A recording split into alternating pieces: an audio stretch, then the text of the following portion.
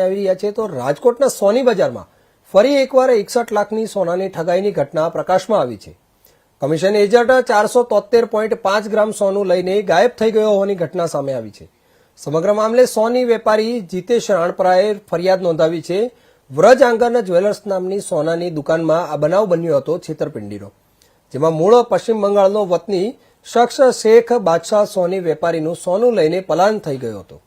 પશ્ચિમ બંગાળના શેખ બાદશાહને સોની વેપારીએ કમિશન પેટે સોનાના દાગીના બનાવવાના બહાને લાખોનું સોનું આપ્યું હોવાનું વેપારી દ્વારા એ ડિવિઝન પોલીસ મથકે જણાવવામાં આવ્યું હતું, જેમાં સોની વેપારીનું 24 કેરેટ સોનું લઈને કમિશન એજન્ટ શેખ બાદશાહ દ્વારા દાગીના તથા રૂપિયા પરત ન આપતા એ ડિવિઝન પોલીસે બીએનએસની કલમ 316(5) હેઠળ ગુનો નોંધીને ઠગાઈનો ગુનો નોંધીને વધુ તપાસ હાથ ધરી છે।